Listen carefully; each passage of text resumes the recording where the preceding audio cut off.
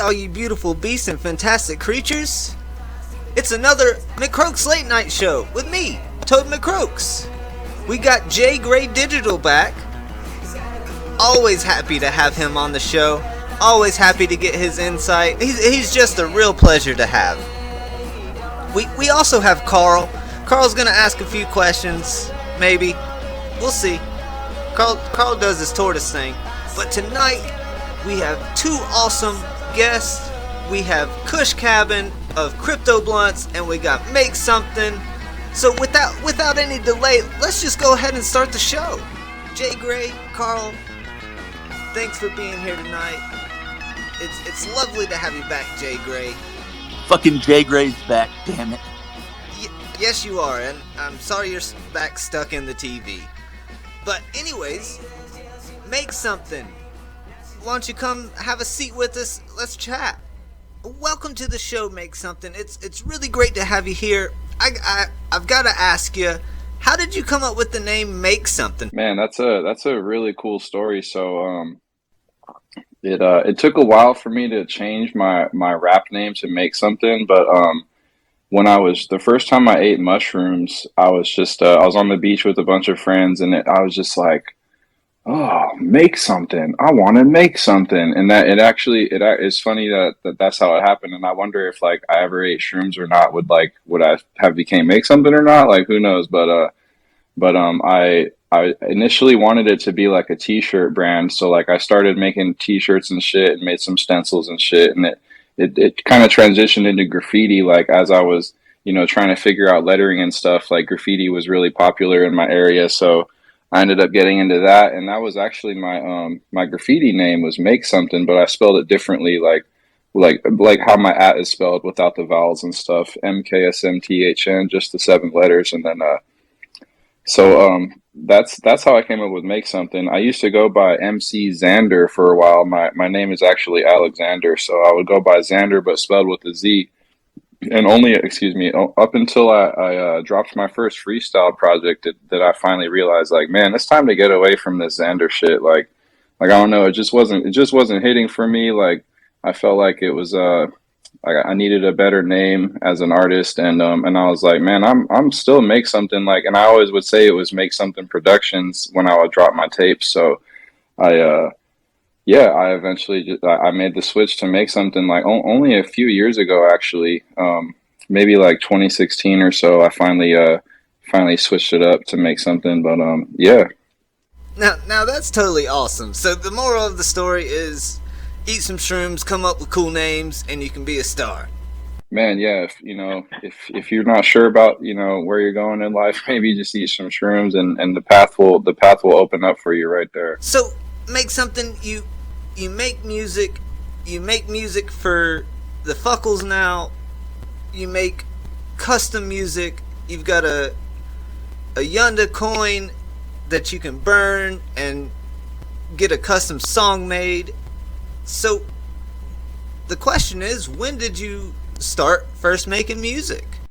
So it was this is also a funny story. In high school, around the same time I ate mushrooms, I don't know if it has anything to do with this, but it was the same grade in high school. I was in the 10th grade, and the homies started rap battling in class, and I went home and fucking wrote this like rap battle that I memorized, and I came back the next day and just burned this cat in our art class, and everyone was like, "Oh shit!" Like, and the dude would make a beat on the table.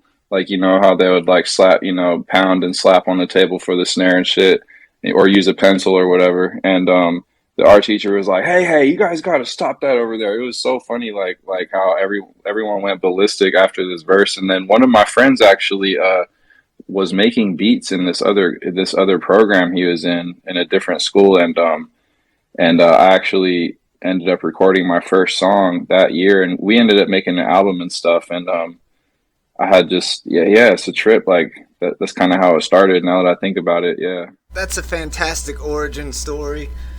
So would you like to tell us about the Yunda coins and what you have going on with your project? Yeah, so I just dropped these Yunda coins. It's like an extension of my previous drops.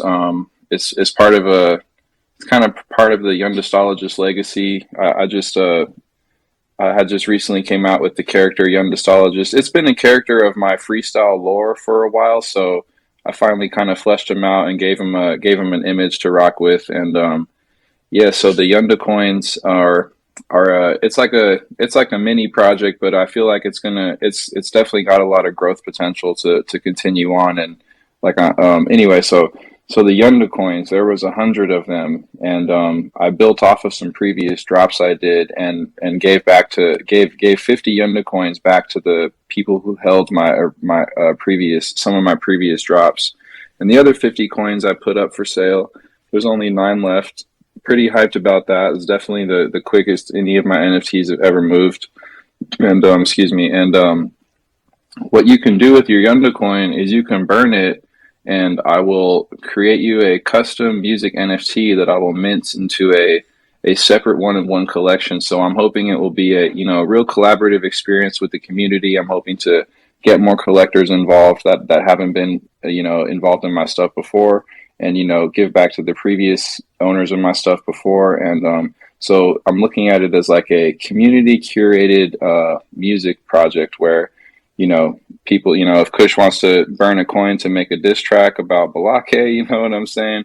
We could run that up. If someone just needs some beats with no lyrics at all, they can burn a coin and I'll make them a beat and they can use it for whatever, And the other option is to just hold your Yunda coins, and you can continue to receive airdrops from future edition music NFTs that I drop. And I have some other ideas of reasons to burn Yunda coins that I don't want to release yet, but there's definitely going to be other reasons down the line why you can burn them and what you can get from burning them, and definitely holding them is a plus as well. So it's going to be interesting to see how it plays out, as a deflationary asset, and see how many coins are left after the initial burning and stuff like that.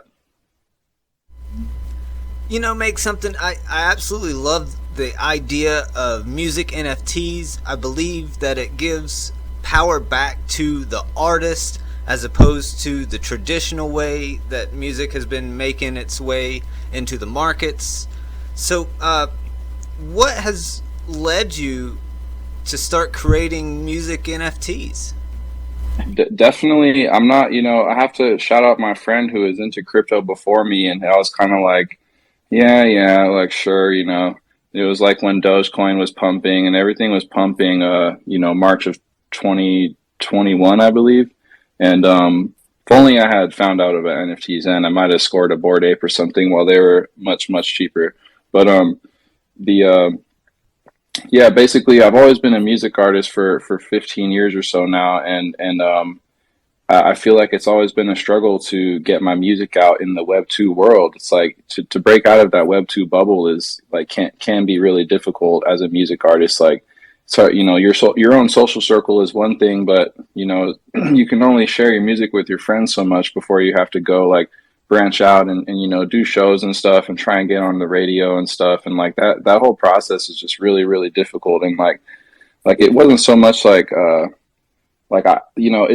it's always been a dream to be able to live off of your passions, right? And I would I would hope to one day be able to self-sustain myself just from making music and art and stuff like that. That's really the dream, right? But doing music the old-fashioned way, like even if you get like millions and millions of streams, like you barely make any money. Like even some of the top streamed artists like Travis Scott barely scrape like 10 grand for the year of like all their billions and billions of streams, which that's a lot of money. But like man, you'd think it'd be more, right? So music NFTs, like when I found out about NFTs through my friend, I got into this one project that I got super rugged on, but that's beside the point. I realized the potential of NFTs, and I was like, what the fuck? Like, it just gave me classic, like, out the trunk, like, mixtape vibes. Like, I could, I used to burn CDs in high school, and music NFTs gave me a way to quantify and kind of, make my music limited edition. Like, I've been putting music out for free for my whole career, basically, mixtapes for free download, all that shit, and music. And it was like the first time I was able to monetize and quantify my music in a new way, and like deeper customization that came with music NFTs, or just NFTs in general, just really blew my mind as a music artist. I was like, wow, like I can really make a limited run of my next album that I was working on. And it was like I was already working on this album at the time, so it just lined up perfectly during that year. And it's almost the anniversary of oh shit, a unicorn just sold. Let's fucking go. But it's almost been a year since I dropped my album on October 21st, Gauntlet, my first music NFT album. And yeah, like back to your question though, like the NFT space is extremely powerful, like giving power back to the artist, like cutting out the middleman of the industry. I don't have to go and, you know, sign to some label or like, you know, sell my soul to sell tickets to like get people to come to a venue or something and like get my stuff out there, which like really it's just putting the venue on, you know what I mean? It's just putting those other people on more than it's putting you on. And like it's again too, like getting your music out there as a music artist is extremely difficult, and just the NFT space in general is worldwide. And like I really it just blew my mind like how quickly I was able to touch many more people's ears with my music. And and for that I'm eternally grateful. Like I really, like I feel extremely successful as a music artist because it really was my dream to have people just listen and feel what I'm saying, you know what I mean? And it's like I was saying, it's been hard to get my music out beyond the people that's just already in my social circle. Sorry, I went off on a big tangent there, but yeah. Don't worry, Make Something. I mean, tangents are like the theme of the show, so you're on point. So, J. Gray, do you have anything that you want to ask Make Something? I love it. I gotta say, like, I mean, I don't want to sound like a robot or a alien, but like I'm not super plugged into the music space, right? The traditional, whatever we'll say, Web 2 music space. But just being aware on social media, that space seems like it's all, the house of cards is falling down.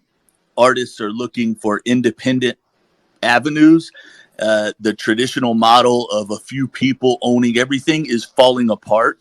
And so I just love hearing Make Something speak about this. And I love how he has taken the time socially to get plugged into you guys, us, me, Hash, and Toad and Kush and these amazing people. And I think the approach to custom music is absolutely phenomenal. I don't know if, you know, a million other people are doing it. I don't really give a shit. I think it's a phenomenal way to bring attention to music in Web3, and good job, man.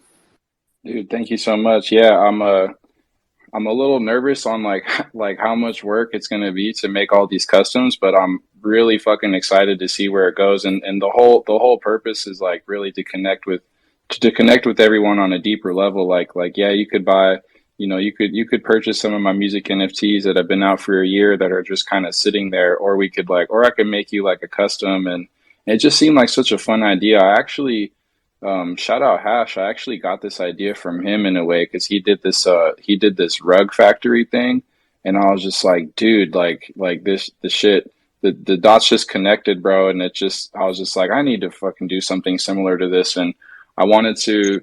I'm always like like I was saying, I want to give back to my original holders. So it seemed only right to do that, as well as bringing in new collectors and new holders, and just like hoping to get more eyes on my previous drops and stuff too. Just another way to push my music further, you know. So yeah, the customs, yeah, it's going to be super fucking fun. I can't wait to see what you all cook up and yeah.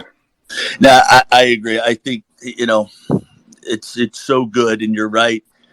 You know, building a community by offering such value, right? Like, yeah, there's a buy-in for your coin, but that's logical. It allows you to limit, right, the number of customs that you do have to produce. But it makes it special. It adds value to that end product.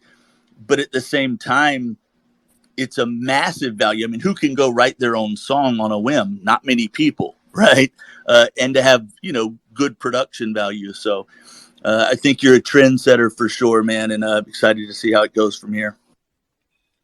Thank you so much, man. Yeah, I'm welcoming the challenge because I haven't been making beats for that long. So like if people are requesting like a specific type of genre, it's really going to push me and push the boundaries of the instrumentals or the production I can do. And shout out Mobius for already doing that.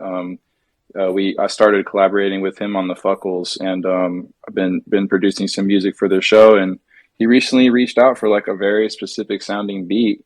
And it took me like a week to get it right. Like with some back and forth, I sent him a couple beats and like got a couple of them turned down, and it wasn't no big thing because like I was like I get it. Like I didn't think it was the right vibe either. Like I feel it. Like it was. I just had to figure it out. Like sometimes you gotta hear the feeling. Like it's a trip, man. Like so I appreciate you, Mobius, for pushing my creativity in a new direction for sure. And I hope the Yunda coins like do that. Like I know it's gonna do it, so I'm fucking pumped for it. Sorry to cut you off, bro. No. I didn't mean to jump in. I hit mute too quick. The last thing I'll say is I like that it vibes with your name and something I feel strongly about.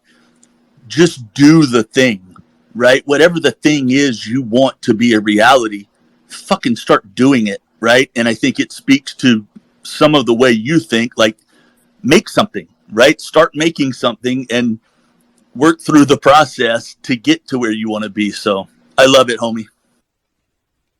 Right on, bro. Appreciate it. Yeah, the name, like it's like it's like I'm in third person, like really on some Dr. Jekyll, Mr. Hyde shit, which is a recurring theme in a lot of my music too. Like this make something character, like it's almost like it's downloaded to me like once in a while. Like I'll go through spells of like being unable to do shit, like or unable to create, and like I just have to kind of let it come to me, and then just the name itself like does have to work for me, because it's like, oh yeah, it's time to make something. Like that might sound cheesy, but like it's some real shit. Like it's a real mentality for sure.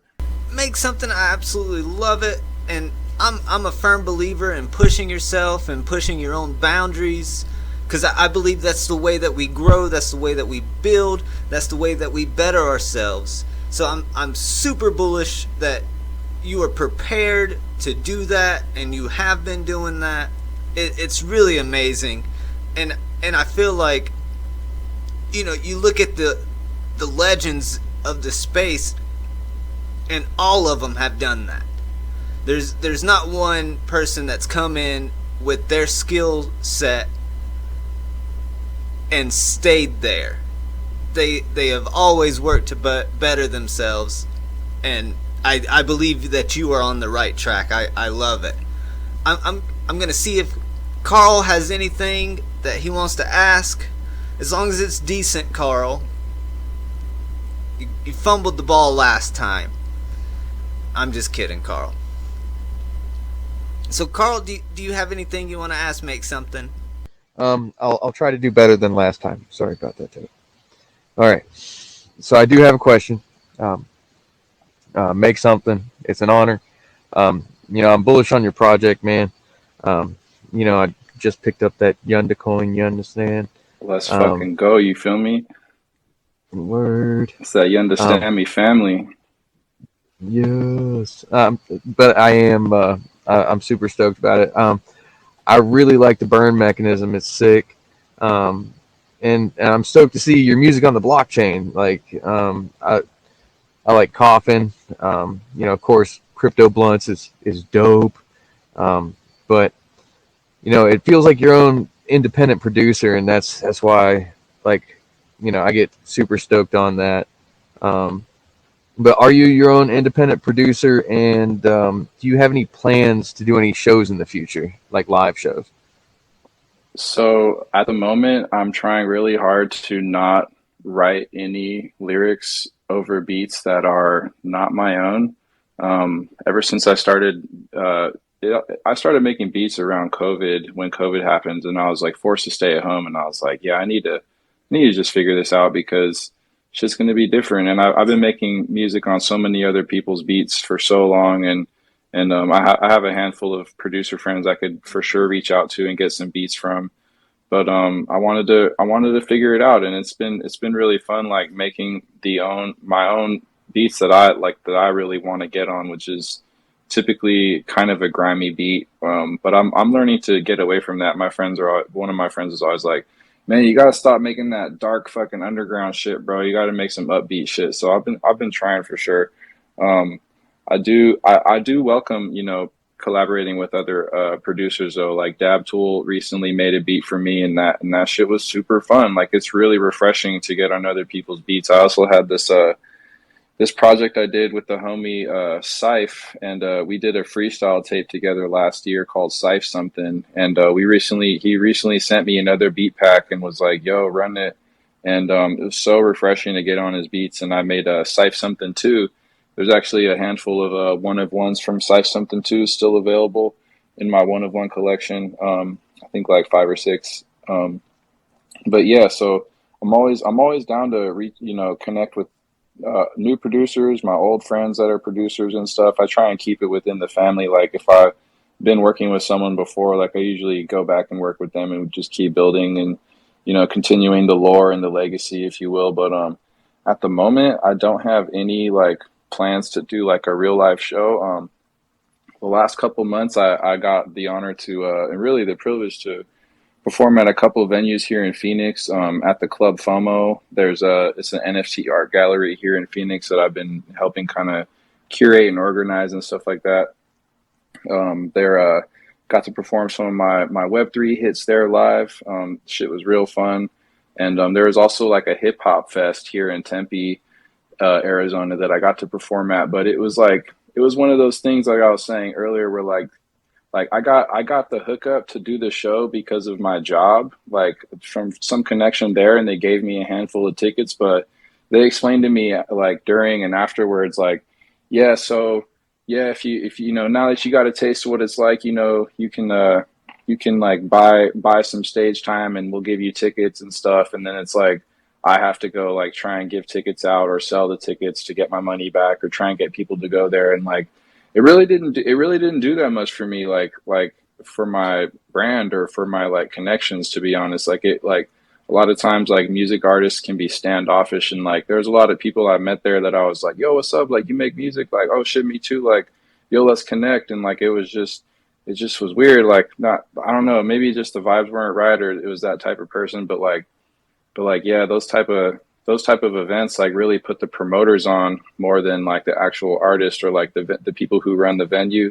So like I hope to do like a dope venue soon. Like it's super fucking fun to perform my music live. It's like probably one of my favorite things, like top 3 of making music, to actually perform it live. But I probably would have been performing at the Club FOMO tonight, but it's my lady's birthday, so we would we're gonna do some shit. Well, it's her birthday next Tuesday, but so I had to cancel on Club FOMO tonight. But I'll be performing at the next First Friday for sure. I've been performing at the last like 3 or 4, so yeah. Sick. Well, I mean, so I'm sorry, I'm really computer oriented and total vouch for that. I meant like more like live online. Do y'all live stream? Oh do you do shit, anything like okay. that? Dude, I actually just recently set up a Twitch account, and I did some live beat making with La Salsa. If you guys know that artist in the space, he has a voxel space, and I hooked up with him one Saturday night, and I streamed making beats live. But it was kind of it was fun, but like I wanted to see what they were streaming too, because like he was doing live art. So like after I would be like in the middle of making a beat, and I would stop and like go check their shit out. But like it made me really want to do a fucking metaverse show. Like that shit sounds so fun. Like I've been in voxel spaces and watched like other people live stream their DJ sets like through voxels, and that shit is super dope. Like I feel like COVID really propelled that component of the Web3 space, because people were stuck at home and like they needed to. People were itching to go get out and vibe with each other, and the metaverse, I feel like it caught on a lot quicker because of that. I definitely, I've been so busy with work, but I need to stop playing around and run a couple live streams and do some freestyles and stuff. I do on Mondays. I've been doing Make Something Mondays, where I play some songs and stuff and just talk music, NFTs, and a couple times we ran some open mics where I just freestyle and stuff, and other people came up and did some flows too. And I'm gonna keep doing that. Some Mondays at 6 p.m.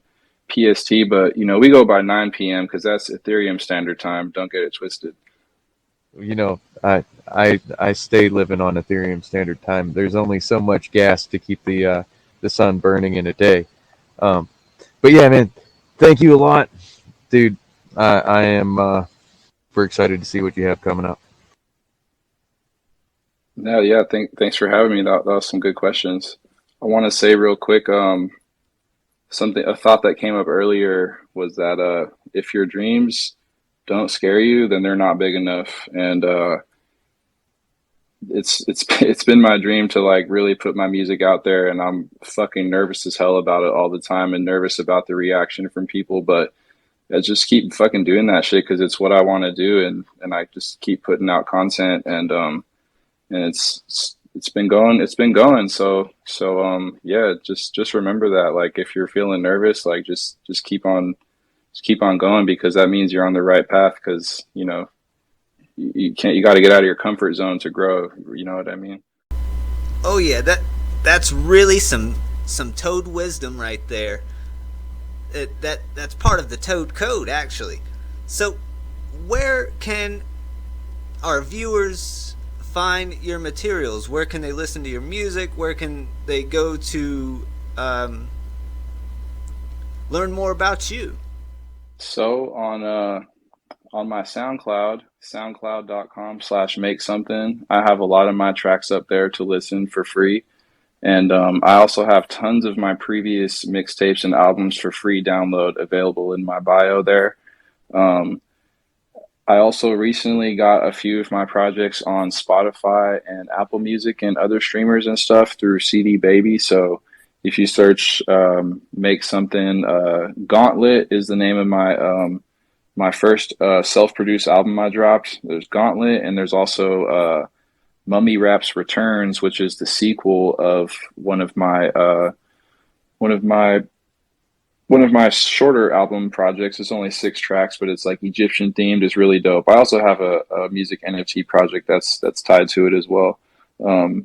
There's also this other album called Obsidian that's available on Spotify and Apple Music as well. So those 3 albums, and that was all produced by my friend Polo Towels, who now goes by Ali. But also, probably just on my Twitter page, I have a link tree with all the links to my OpenSea collections and my NFT collections and stuff. I have a one-of-one music collection, my editions collection that has the Yunda coin in it, as well as the Gauntlet collection that I minted on Rarible, and the Mummy Rap's Returns collection is also a collection that I minted on OpenSea. Yeah. I also have a handful of YouTube music videos that I put out over the years, and some of them are also on Vimeo, and they're not on YouTube. But if you check out my bio on my SoundCloud, there's a lot of stuff there. I also have a Bandcamp. Bandcamp's cool, but I feel like there's only a few things on there. I have like the ones I just named: Gauntlet, Mummy Raps, Obsidian. Those are all on Bandcamp, but my SoundCloud has most of my stuff up there for sure. That's fantastic. I encourage our viewers to go and check all this out.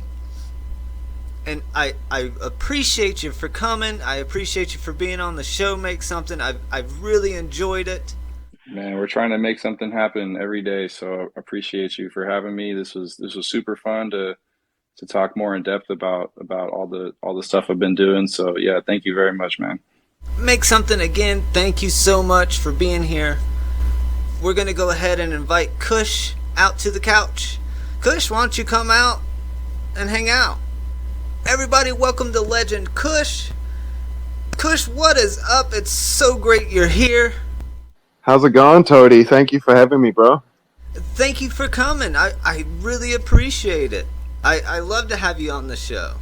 No problem, man. I love it. It's this is like a very innovative thing in the space. I love it. Well, you know, I'm really just out here doing toad things, man. But I definitely appreciate that. Thank you. So I think the real question everybody wants to know is, what are you smoking on tonight? Tonight I'm smoking on some blue lime pie. It's really fucking good. So that's fantastic. It smells great. I'm feeling great. You're feeling great. We're all feeling great. And it seems like a great time for you to tell us about your project. So I got into crypto in like 2017, and it was XRP Ripple, and I bought about $300 worth, and it turned into like 3,000 in about a week, and I was like, holy shit, this is crazy. But at the same time, I was always thinking, what could this actually be used for? You know, what is the utility of this crypto? Even though that kind of word wasn't really in my lexicon at that point, I still kind of had it in the back of my mind. So I kind of left my crypto for a while, just let it sit there. And then in January last year, I was kind of getting into AMC and GME and like all of the ape stocks. And then I saw crypto was popping off again, and I was like, oh, fuck yeah, I'm going to dig out my old crypto wallet and just start doing that shit too.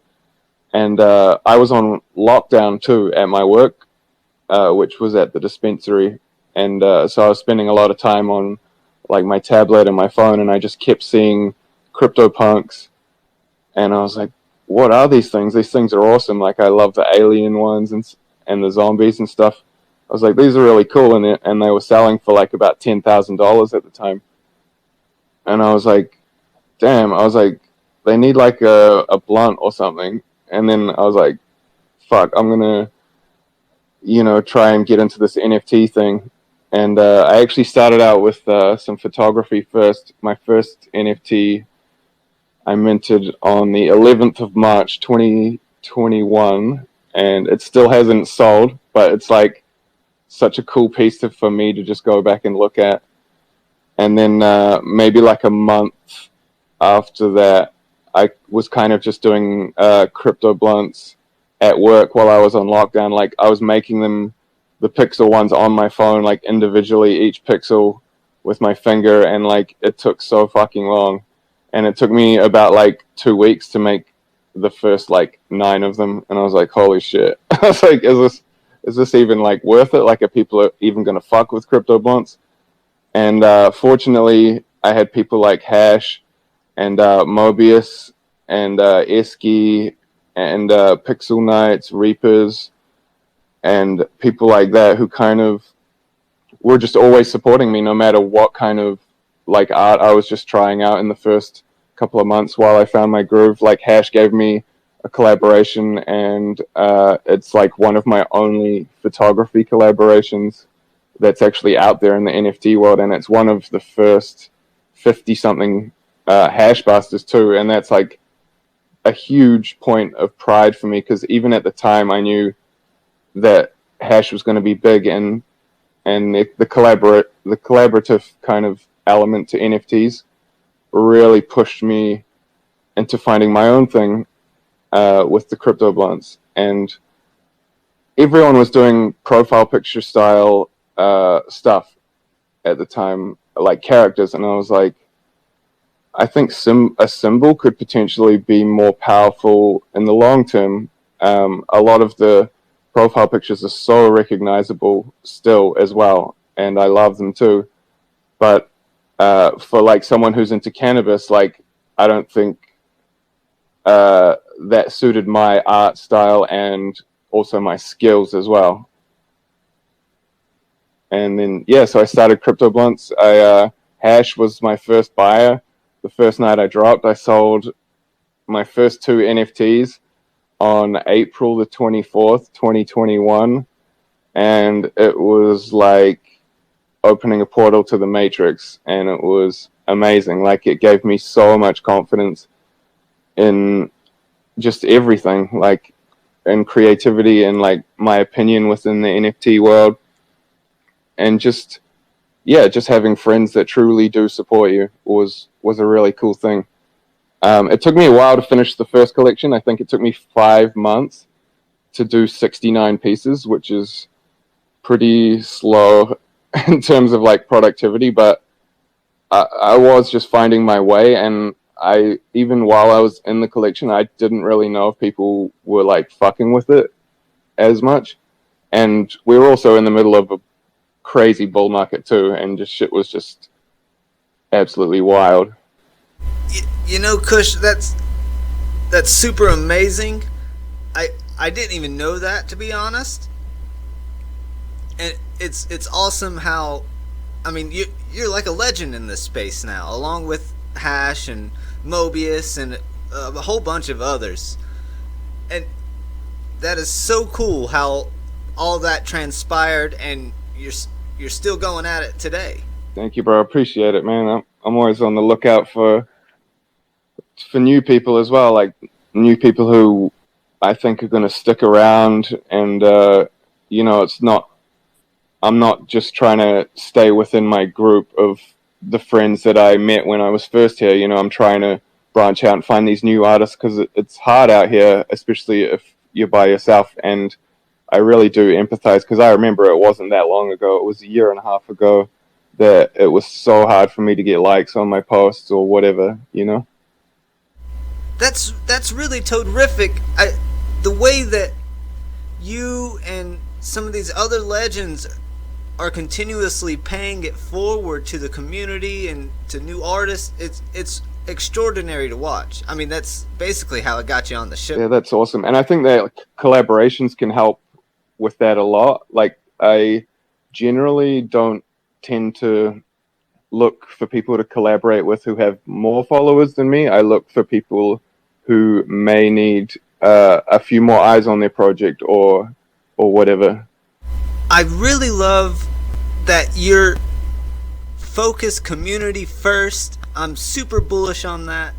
It's really amazing, to say the least. I think we're stronger as a collective, really. I mean, look at Hash and like the Fuckles. Like, I'm not going to be selling most of my Hash bastards and my Fuckles, you know what I mean? And that kind of strength and community was built through collaboration, whether it's on an NFT or just collaborating on Twitter, retweeting and commenting and stuff like that too. I know you kind of brought up how you got started and everything, but is there anything that like inspired you, or were you just sitting in the dispensary, saw a blunt, and was like, "Hey, I'm gonna draw this real quick"? That's almost exactly how it happened. But I was like looking at CryptoPunks at the same time, so it was kind of like the wheels were turning, and I was like, what am I doing here? It was super quiet at my work. I was doing nothing. I was just sitting there, just playing around on my phone and stuff. And I was like, you know, I might as well make some stuff. And even if no one likes it, like I'm still just gonna try and learn this aspect of digital art. Yeah, one pixel at a time. Yeah, and that's and then after I finished my first collection, I kind of wanted to like streamline the imagery a bit more and go more of like a pop art kind of style. And I'm a fan of like repeated imagery, even if there's just things that are slightly different in the imagery. That really appeals to me. You know, I like Warhol. I like Liechtenstein as pop artists, but yeah, I mean, I definitely wouldn't compare Crypto Blunts to that. I just find it quite a therapeutic experience as well for myself to make Crypto Blunts. That's actually amazing, and it's really cool to find out that you have like this. You're an artsy person. You had the photography. You had your drawing. And maybe it's just a stoner thing. I don't know, but you're doing great and I love to see that. But we all face challenges. So what are some challenges that you're facing right now? I mean, besides the bear market and the overall market, what are some challenges that you are dealing with? In terms of NFTs, I'm not too sure if I would frame it as like a challenge to me, but more of like a goal, and it's just kind of to keep growing my presence here, and really kind of help support others come up in the NFT game as well, because it truly has changed my life. I want other people to have that opportunity as well.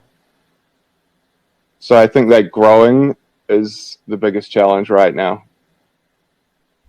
Yeah, most definitely. And really, Kush, I don't know if it's the accent or what it is, but you've got all the perfect answers. Thanks, bro. No, thank you. So, J. Gray, over in your TV set, do you have any questions for Kush? How often would you say that sentence and expect me to be like, no, I've got no words to speak out of my mouth hole? Well, Jay, when you was out touching grass. So you enjoyed it. I get it. The truth finally comes out. Oh no, on the contrary, Jay. We had an empty TV set over here, and I kept asking for you in the previous shows, and I just got static. It was kind of sad. No, I'll be honest. That was kind of a test to see how quick you would abandon this J. Gray idea and just plow forward. But I gotta say, you're a loyal amphibian. J. Gray, that means so much. It's an honor to have you here on the show with us. Honestly, it's not the same without you. The guests were asking about you, so I'm super happy that you're back. But let's keep the show going. Anyway, Kush. Yo. So I'll start with one of the ways I kind of ran into you, and something I think is so powerful. You just spoke to it, but in my opinion, and it'll probably always be this way no matter what, Kush is the collaboration captain. I found Kush through Hash Bastards, and I did this little, series, Meme Mayhem, like Meme Artist Mayhem, right? And the title isn't perfect, but I kind of featured some of the one-of-one artists that were impactful to me a couple months ago. Kush, that feature, that video took me 7 times the amount of time I took for everybody else. Because, dude, his collection, like, I just kept scrolling and seeing artists I recognized, and like, holy shit, this dude is really a slut. He has been around the block about 1,700 times. And I joke, but it really speaks to he's not that much of a piece of shit. Right. Exactly. Yeah. There's a lot of other great people that have worked with this dude. And to be honest, that was powerful to me. I've got something I want to play. And if this comes out muffled, so what? Hopefully this will land and be funny. Hold on. You bitches will never understand how good it is to be Australian and say the word no. Like, I'm chewing on those vowels. I'm having a meal. I'm eating. Oh my God, that's perfect. I'm eating.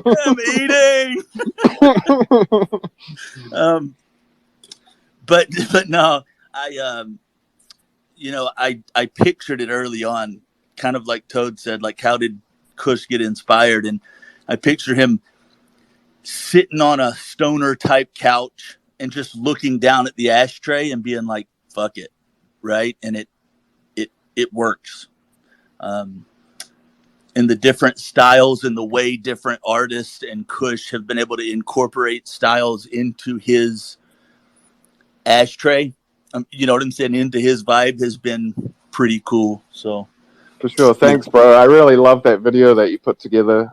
Like, I've done so many collaborations, and I would say 99% of them I'm extremely happy with. And that's rare. That's rare, I think, in the NFT and Web3 space. Well, Toad likes confrontation. Let's talk about the exact ones you're not happy about. Let's point those people out. Let's not. No, Kush is a good dude. He's active in a lot of spaces, and he's a lot smarter than you would think just casually bumping into him. So everybody keep that in mind. Give him another chance. He's a smart dude. It's part of the brand, though. It's just like saying dumb stoner shit on Twitter, just kind of like throwaway comments and just stupid stuff. And that's like so much fun for me too. How convenient. Yeah. No, the way it works. It works. It works. I love you, buddy. And Thanks, again, bro. everybody else that, hears this as this show and this vibe reverberates through the space. Everybody's got real value to bring. And I think Kush kind of embodies that in my eyes. For sure. Like, it's not about how many followers you have, like if you have an ape or how much ETH you have or whatever. Like, it's about the vibe that you bring, like if you're cool, basically. Yeah, I'm definitely not cool, but it is what it is. I just hang out with cool people, so it helps. No, it's really interesting, the entire NFT space, to just see how much it's evolved. I was talking to Hash about this the other day, and I was like, dude, it was such like a small village. Even though we weren't that early, it was still very different to what it is today. Like, a lot of things get lost in the noise today. Like, sometimes my timeline is just random shit that I don't even follow. You know what I mean? And it blocks kind of all my friends' stuff from my timeline. The space is just completely different in terms of how hard it is to get your content across as well to a few hundred people. Yeah, and I've got, I don't know. I've got a lot of ways of thinking that, I kind of poke at some of the NFT space norms, the NFT community norms that we adhere to. But something I appreciate about all of y'all, but especially Kush. Well, let's face it, just because we're talking to Kush, I'm going to highlight him. Yeah. So, he's cool. We don't have to fucking agree, right? And we can be on polar opposites of takes or topics, and it doesn't affect anything. He's a grown-ass person in that regard. I mean, he still draws fucking blunts every day. But yeah.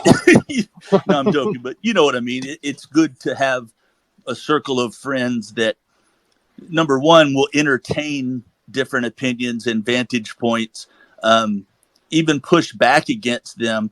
But it's not you know what I'm saying? We're all adults and we can discuss those things and walk away on different ends, and it doesn't affect anything.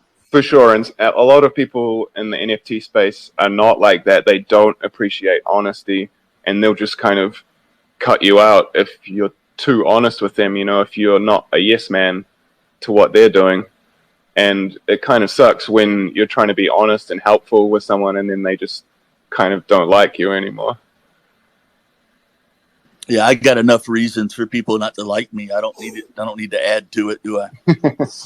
I love you, J.Gray, but you really don't, honestly. But Carl, do you have anything that you want to ask Kush? I know you've been excited for this one. Believe it or not, I do, Toad. All right, I actually do, and I'm a little nervous because, cool project.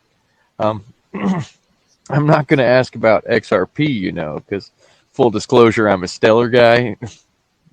Oh my god. I'm just teasing.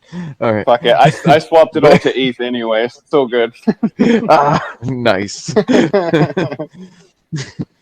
So, I mean, I really love your project and respect your project, especially like the community and just seeing the love whenever I get on Twitter and kind of wish I had a bunch of friends like that. Oh no, I'm kidding. Thank but you, I bro. do. I love it. You know what I mean. But and the aesthetic is dope. And the subject material, who can argue with that, right? I know. But It's who wants The some weed? police? Yeah. right, well, we don't count them. But so I do have two questions, man. First one, real hard hitter. Are you a sativa guy or an indica guy? Indica all day, every day. Yes, let's go. Okay. I feel like it's very, very individualized. Like some sativas will make me sleepy, and other indicas will give me more of a kick. So it's like it all depends on the terpenes and the cannabinoids that are within the strain itself, rather than the actual classification of sativa and indica. True. And I could go into all day, especially in a place where they have the CBD instead of the THC. So For sure. I can, but I may have an acquired taste to know what the differences are. But I smoke yeah, a lot absolutely. of Kush. Like I smoke Kush all day, every day. Like that's what I smoke. Oh, I bet it's paradise. Oh yeah. But I have another question, and I'm sorry that these two really aren't technical related or project related. No, that's but fine. Do toilets really spin the other way down under?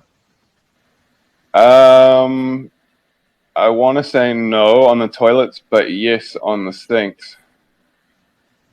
On the sinks? Yeah.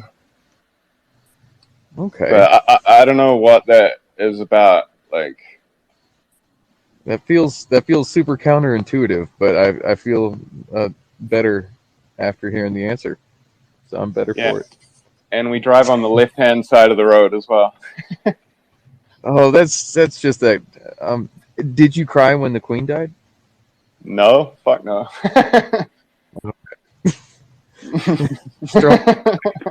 Damn it, Carl. Okay, I'm sorry. I'm gonna shut up. No, I live in Canada now, so yeah, it's interesting compared to New Zealand for sure. But I love the legal Isn't that the legal same thing? weed over here. What's that? Does the Queen run New Zealand? Yeah, she's like the head of state, but only old people really cared about her. Yeah, but I don't know. I don't want to get too in the weeds with this. But Crypto Barney loved her though. Oh, that poor guy. I have no feelings towards the Queen, but when I see other people have feelings toward the Queen, I'm like, oh. But yeah, okay, sorry. Well, that was cool, Carl. Great questions, bro. Thank you, dude. Thanks, bro. I hope I made a good impression. You did. Bye. Carl is strong out of the gate tonight. I mean, he came in, his audio's good, he's fucking speaking so eloquently, and then it's toilets and Queen death. I love it. Yeah, it went downhill pretty quickly, but yeah. Thanks, Jay. Thanks. I do love it. The hill wasn't that high to begin with, but hey, we're all having fun, and this is a great time. One more thing. Like I'm chewing on those vowels. I'm having a meal. I'm eating. Having a meal. That's awesome. I generally enjoy that reaction to my accent as well, because people are like, wait, I thought you said you were in Canada. And I'm like, I am. And that's the part we don't like about you, but we deal with it because you sound cool. Damn, bro, it's free country up here. We got free healthcare, free weed. Nah, we're not. That's for another episode. We'll let Toad jump. I'm just playing. I don't give a shit. Canada was cool.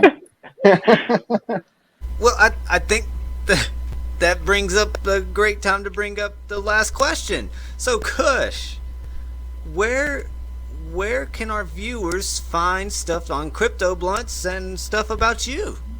Pretty minimal. Like if you want a Crypto Blunt, you kind of have to come and find it on Twitter.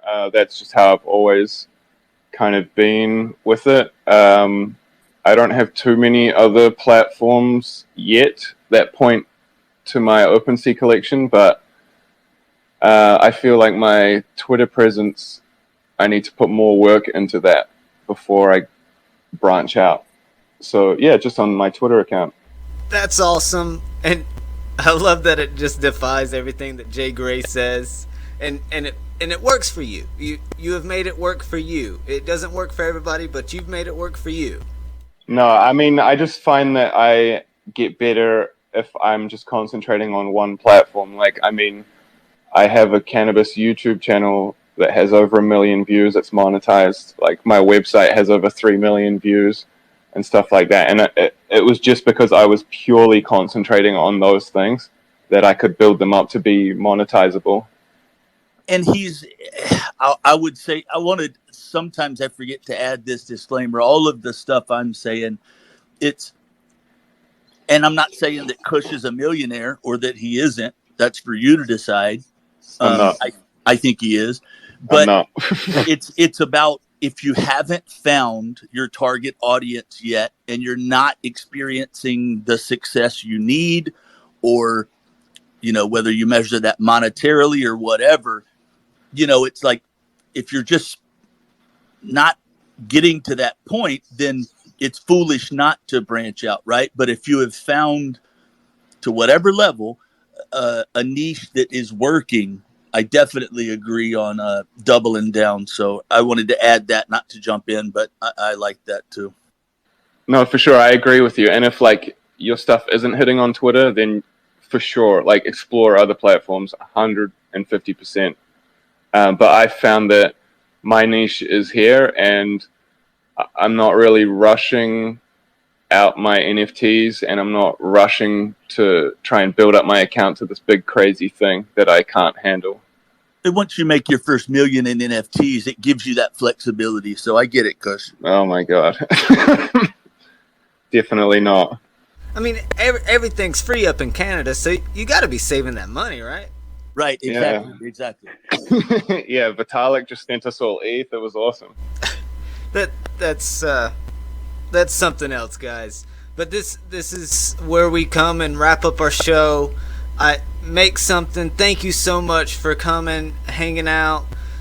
Kush, thank you so much for coming and hanging out.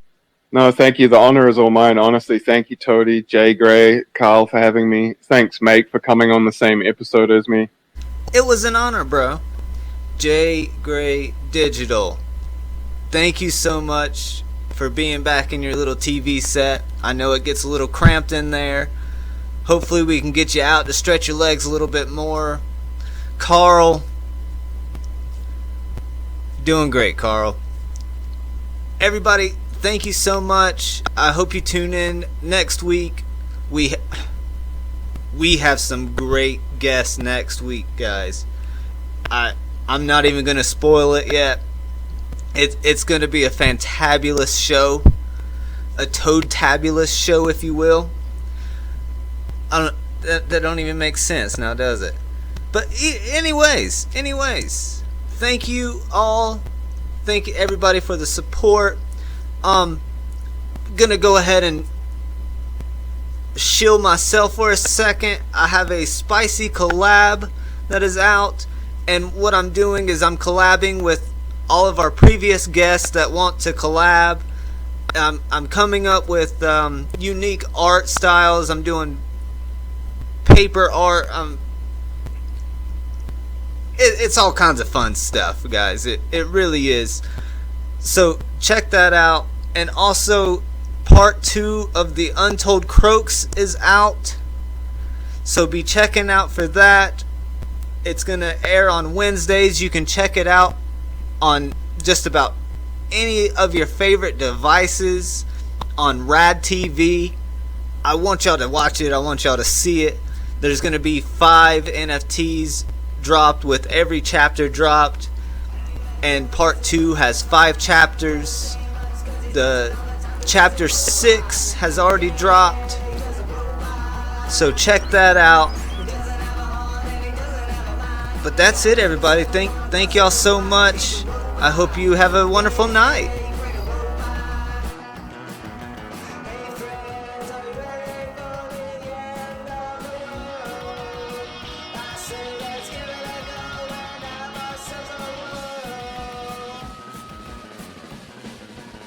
He's seen an alien, a little purple man, flies through the galaxy as fast as he can. He's an alien, yeah, he's an alien.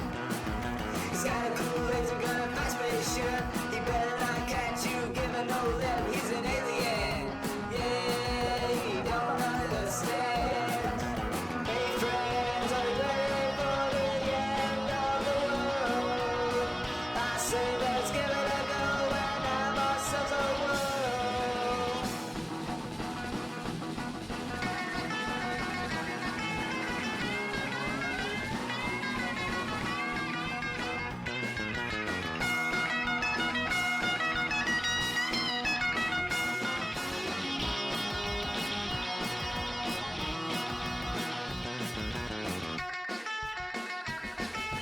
Hey, there's Jill, she was bit by a Jane. Now she's decomposing and hungry for a brain. She's a zombie, yeah, she's a zombie. She's lost her leg and she's lost her arm. I think that dogs have one of them. She's a zombie, yeah, she's a zombie. Hey friends, are we ready for the end of the world? I say let's give it a go and have ourselves a world. Bullets outside and aliens in the sky. We're gonna die, lose our lead.